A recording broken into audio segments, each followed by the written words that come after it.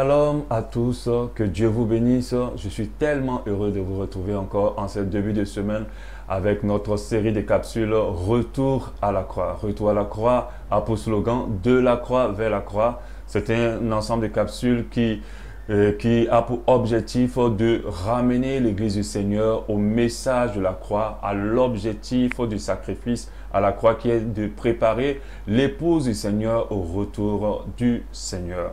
Après plusieurs capsules, nous allons aborder une capsule qui, je pense, nous fera énormément de bien et je crois qu'il va nous toucher. Cette capsule m'a fait du bien.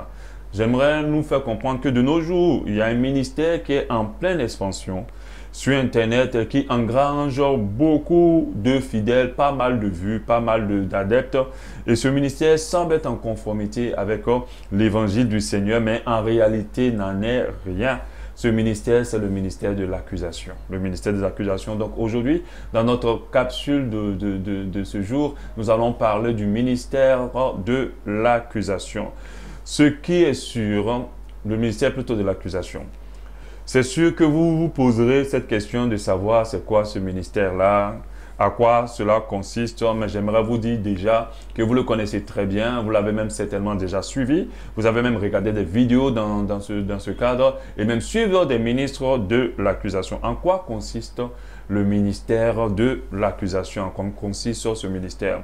Sur la base d'un verset important que utilisent beaucoup ces personnes qui exercent dans ce ministère, ce verset, c'est Éphésiens 5, 10 à 5, du verset 10 au verset 12, qui nous dit « Examinez ce qui est agréable au Seigneur » au verset 11, « Et ne prenez point part aux œuvres infructueuses des ténèbres, mais plutôt condamnez-les. Condamnez les œuvres infructueuses des ténèbres, car au verset 12, il est honteux de dire ce qu'ils font dans le secret. » Alléluia. Sur la base de ce ministère, de ce verset plutôt, plusieurs personnes, chrétiens, hommes de Dieu, femmes de Dieu, simples fidèles, sont encouragés à vouloir dénoncer les œuvres des ténèbres au milieu du peuple de Dieu. Et plusieurs de ces personnes-là s'engagent à faire des enseignements, des vidéos, des croisades, des programmes, plusieurs autres choses, soi-disant dans le but de dénoncer les œuvres des ténèbres au sein de l'Église. Mais le bémol, c'est qu'ils virent à l'accusation des frères. C'est qu'ils virent à accuser des frères et des fois sans raison palpable.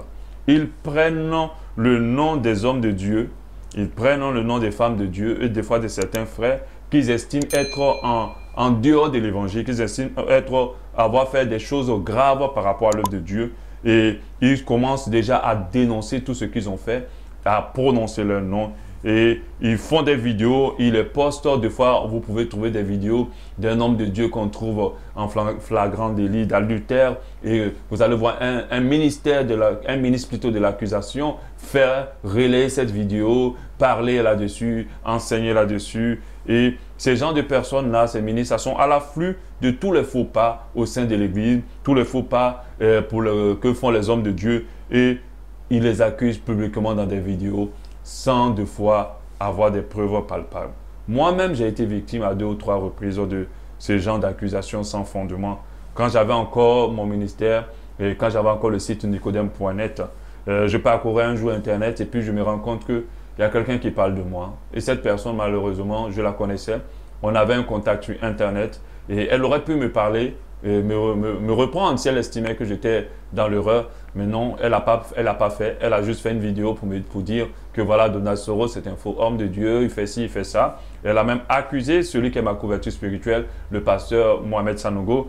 Mais ce qui était désolant, c'est que non seulement ce que cet homme disait, qui était animé d'un esprit d'accusation, n'était pas vrai, parce qu'il ne connaît pas ma consécration, ma relation avec le Seigneur. Et en deux, il n'a pas pris la peine de m'écrire et de me dire ce qu'il ne trouve pas parfait ou ce dont il n'est pas d'accord dans mon ministère. Ces personnes-là ou ces ministres se disent des fois gardiens de l'évangile, ils accusent à tort et des fois à raison les hommes de Dieu. Ils pensent faire l'œuvre du Seigneur, pensent annoncer l'évangile du Seigneur, mais en réalité cela n'en est rien. Ils pensent faire quelque chose d'utile à l'avancement de l'œuvre de Dieu, mais en réalité ils sont en train d'armer les ténèbres, le camp des ténèbres contre l'église du Seigneur. Et pourtant, dans la vérité, ils sont en train de servir en réalité le diable. Ils sont en train de servir pas Dieu, mais le diable. Car l'accusation n'est pas dans le camp du Seigneur. Car l'accusation n'est pas un esprit en conformité avec Christ. Jésus-Christ est un défenseur. Jésus-Christ est un avocat. Un avocat n'accuse pas. Un avocat défend. Amen. Et non qui devient un accusateur. Seul Satan est appelé l'accusateur. Et l'Apocalypse 12:10 nous le nomme en tant qu'accusateur des frères. Donc, c'est-à-dire toutes les personnes qui sont animées de cet esprit-là travaillent pour le diable et non pas pour Dieu. Lisons Apocalypse 12:10. Et j'ai entendu dans le ciel une voix forte qui disait: maintenant le salut est arrivé, et la puissance et le règne de notre Dieu et l'autorité de son Christ. Car il a été précipité l'accusateur de nos frères, celui qui les accusait devant notre Dieu jour et nuit.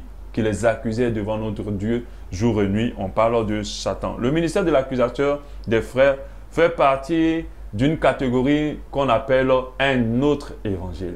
Parce que lorsque les gens, ces personnes annoncent, accusent les frères devant des caméras, disent tel monsieur, tel pasteur, telle femme, et a fait ci, a fait ça, voilà des bandits, des escrocs et tout ça dans le corps du Christ et tout ça. Cette personne n'est pas en train d'annoncer l'évangile, au contraire, elle est en train d'annoncer ce qu'on appelle un autre évangile. La parole de Dieu nous en parle en Galates 1:6. Je m'étonne que vous vous détourniez si promptement de celui qui vous a appelé par la grâce de Christ. Les gens ne sont plus concentrés sur Jésus. Les gens ne parlent plus de Jésus. Les gens ne sentent plus leur ministère sur Christ. Mais ils sont passés, la parole de cette parole dit, passer à un autre évangile. Ils ont oublié Jésus et ils sont passés à un autre évangile. Moi, à cause de tout cela, je veille sur mes enseignements et bien sûr aussi sur mes propos pour ne pas me retrouver dans ce genre de ministère d'accusation. Parce que c'est très facile d'accuser, mais c'est beaucoup plus compliqué de soutenir, de prier pour des gens, de dire du bien des gens, mais on accuse très facilement. Amen. Pour ne pas me retrouver dans cette position d'accusateur pendant que nous sommes tous si imparfaits. Alléluia. Qui est assez parfait pour juger quiconque? Personne. Alléluia. Alors nous allons, pour continuer cette capsule, voir pourquoi il ne faut pas suivre ce genre de ministère, pourquoi il faut éviter soi-même d'être un instrument pour le ministère d'accusation des frères. Plusieurs raisons sont exposées là que je vais vous exposer. La première raison, il n'y a pas d'accusation dans le message de Christ, dans le message de la croix. Il n'y a pas d'accusation dans le message de la croix. Il n'y a pas d'accusation dans le message de Christ. Il n'y a surtout pas de condamnation ni de réjouissance par rapport au malheur des autres. Tout cela vient des ténèbres. La Bible parle de la bonne nouvelle en parlant de l'évangile. La bonne nouvelle n'a rien à voir avec le fait de dire que tel a trompé sa femme et tel use des pouvoirs magiques pour pouvoir dompter son peuple. Tel a fait tel faux pas. Ils ont attrapé tel pasteur ici. Ils ont attrapé telle femme là. Les chrétiens d'aujourd'hui. Ça, ce n'est pas la bonne nouvelle. Romains 8:1 nous dit: il n'y a donc aucune condamnation pour ceux qui sont en Jésus-Christ. Le message du Seigneur, ce n'est pas un message de condamnation. Donc voici ce que nous devons prêcher aux enfants de Dieu, que de pouvoir baser nos ministères, notre ministère sur les ragots, ou de baser nos échanges entre chrétiens sur les ragots, au lieu de pouvoir faire les choses, de donner des choses ou de changer des paroles qui nous édifient les uns les autres. La raison pour laquelle nous ne devons surtout pas nous approcher de ce genre de ministère et surtout pas être utilisés dans ce genre de ministère, c'est que dénoncer les œuvres des ténèbres n'implique pas d'accuser ou d'exposer les œuvres d'une personne. Faisons attention, nous pouvons dénoncer les œuvres des ténèbres sans parler de quiconque.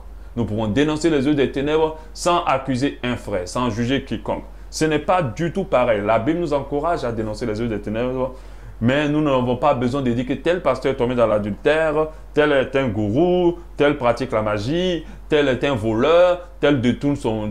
Ouais, on le voit, ça se passe dans l'église, c'est palpable, on voit tous ces œuvres tout le temps. Mais nous ne devons pas faire un ministère pour exposer les gens. Nous faisons plutôt un ministère pour exposer le diable et ses œuvres par les hommes. Alléluia. Parce que pendant que tu es en train d'exposer cet homme-là, pendant que tu es en train de salir son nom, parce que c'est ce qui va arriver, qu'est-ce qui te dit que cette personne ne s'est pas repentie entre-temps? Qu'est-ce qui te dit que cette personne n'a pas changé de vie? Est-ce que tu penses aux dommages collatéraux par rapport aux personnes qui le suivent, qui se sont converties à cause de la foi de cette personne et qui se tombent sur ce genre de message qui des fois et généralement n'est pas du tout fondé et qui peut briser des foi. Fais attention. Le Seigneur, excusez-moi, ne va jamais te conduire dans ce genre de ministère. Christ nous a avertis contre les pharisiens. contre les œuvres. Mais vous ne verrez pas dans la Bible Christ prononcer le nom d'un pharisien pour dire tel pharisien, il ne faut pas le suivre, tel pharisien, c'est un mauvais.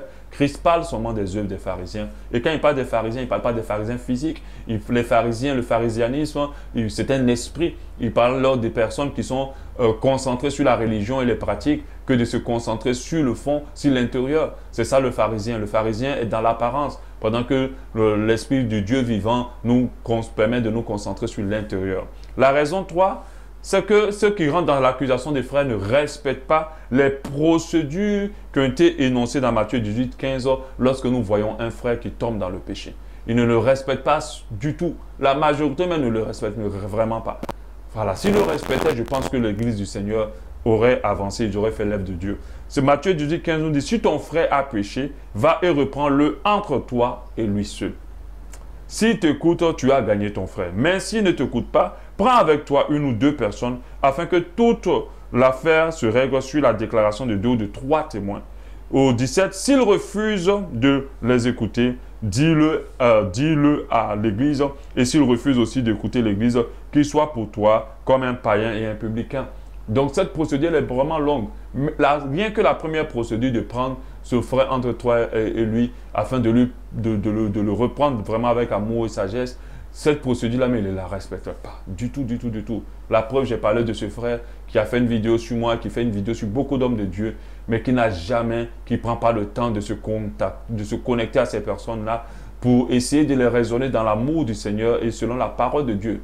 Vous allez vous rendre compte que je parle d'un frère, mais je ne dis pas son nom parce que je n'ai pas besoin de dire son nom ni de l'accuser. Il n'y a aucun intérêt pour cela. Moi, je dénonce seulement les œuvres des ténèbres. Alléluia. Amen. Une autre raison aussi, l'esprit qui anime les accusateurs de frères n'est pas le Saint-Esprit. Le Saint-Esprit n'est pas un esprit qui pousse à accuser un frère ou une sœur.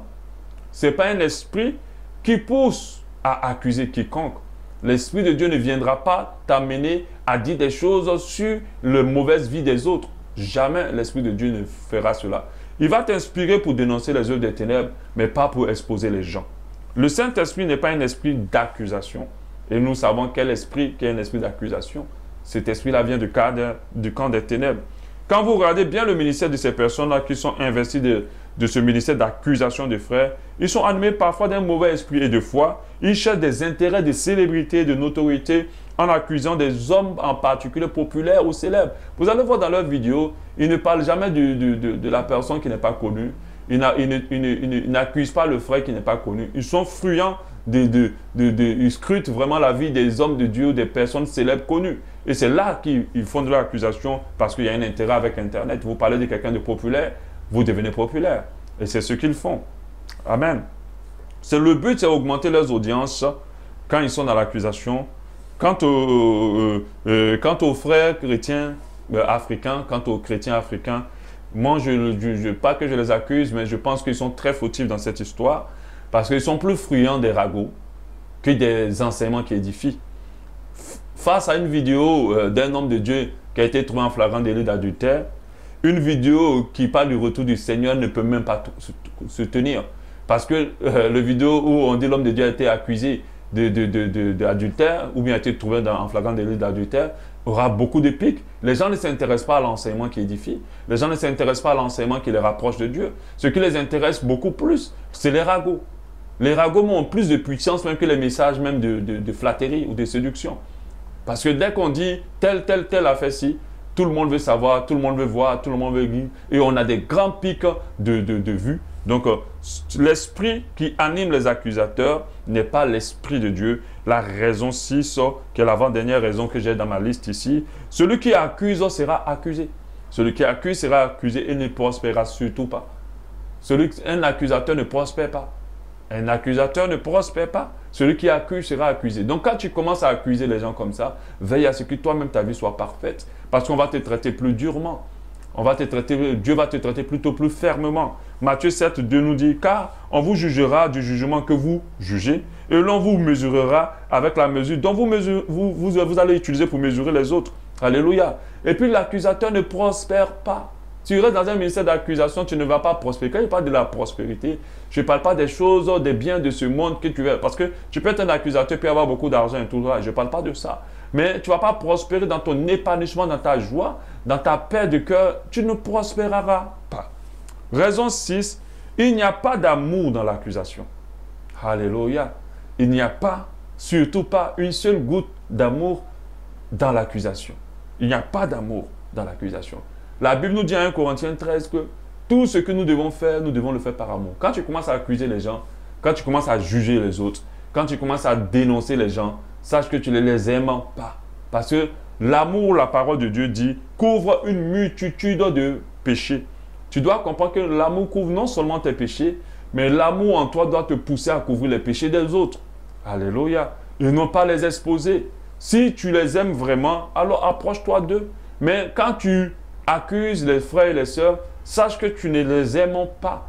Tu ne peux pas dire que tu aimes quelqu'un quand tu as pris son nom, tu en as fait une vidéo et tu l'as publié, tu l'as même sponsorisé. Non, tu ne peux pas parler d'amour là. Si la Bible nous encourage à aimer nos ennemis, ce n'est pas des frères et des sœurs qui sont tombés dans le péché qu'on ne va pas aimer. Alléluia. L'ennemi, c'est celui qui veut te faire du mal. Mais un homme de Dieu qui fait des dégâts à gauche, à droite, il ne t'a pas fait du mal. Il ne veut pas te faire du mal à toi. Donc, il n'est pas ton ennemi en rien.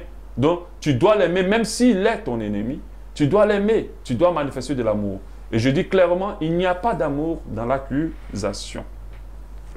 J'aimerais pour terminer, prions pour ceux qui se détournent des voies du Seigneur. Prions pour ceux qui font des choses pas bien dans le corps de Christ. Prions pour ceux qui font des mauvaises choses, des mauvaises œuvres dans l'église du Seigneur. Si on a un peu de courage, prenons le temps de les approcher. Je ne parle pas seulement de faire des vidéos. Je parle parce que l'accusation, l'esprit d'accusation, le ministère d'accusation est très répandu au sein de nos églises. On a des frères et des sœurs qui se rassemblent pour juger, pour accuser, des fois même faussement, des fois aussi avec des raisons justifiées, mais ils sont animés d'un esprit d'accusation. Si tu as un peu de courage, au lieu d'accuser ton frère, ta sœur, de d'exposer son erreur, approche-toi de cette personne, parle avec elle. Essaie de la reprendre avec amour et douceur. C'est ce qui convient avec le Seigneur. S'il nous écoute, alors nous aurons gagné un frère parce qu'il peut nous écouter. Ça peut lui faire du bien qu'on l'ait approché que de l'avoir jugé. Deux fois aussi, l'accusation qu'on porte sur les gens n'est surtout pas fondée. Tant que vous ne parlez pas avec quelqu'un, vous ne pouvez pas avoir la garantie que cette personne-là n'est pas fautive. Même si on attrape un homme de Dieu en flagrant délit d'adultère, nous savons que même avec une vidéo palpable, l'homme de Dieu peut être une victime malgré tout. Alléluia. C'est pour ça que la loi des hommes, même quand on attrape un violeur ou bien quelqu'un avec le couteau en main en train d'égorger, on va toujours dire un présumé accusé, un accusé présumé, un violeur présumé. Vous allez voir les journalistes, ils ne vont jamais dire qu'il était violeur, ils ne vont jamais confirmer sa condamnation tant qu'il n'y a pas eu de jugement. C'est Dieu seul qui, au jugement dernier, donnera le compte de chacun, nous permettra de savoir qui est qui réellement. Parce que toi qui accuses les autres, quand le Seigneur viendra, on saura qui tu es réellement. Donc tant que le Seigneur n'a pas mis la lumière sur la vie de quiconque, même si on attrape quelqu'un en flagrant délit, nous ne pouvons pas dire que cette personne est du diable. On n'a aucune confirmation. Parce que certaines personnes peuvent se retrouver dans cette position pas en étant des victimes complètement, totalement. Alléluia. Donc sortons complètement de ce ministère qui n'a rien à voir avec l'évangile du Seigneur et qui n'est pas un ministère qui fait du bien au corps de Christ et qui est un ministère qui est très utilisé de nos jours par le diable, qui pousse le corps de Christ à être divisé contre lui-même. Tu as le Saint-Esprit, j'ai le Saint-Esprit, nous devons être ensemble. Ce n'est pas parce que tu as le Saint-Esprit que je ne ferai pas de bêtises. Je peux en faire malgré que j'ai l'Esprit de Dieu. Si tu viens me relever, alors on sera ensemble et la flamme de l'Esprit de Dieu va briller encore davantage dans l'Église du Seigneur. Manifestons l'amour et sortons du ministère de l'accusation. Que Dieu vous bénisse et on se dit la semaine prochaine.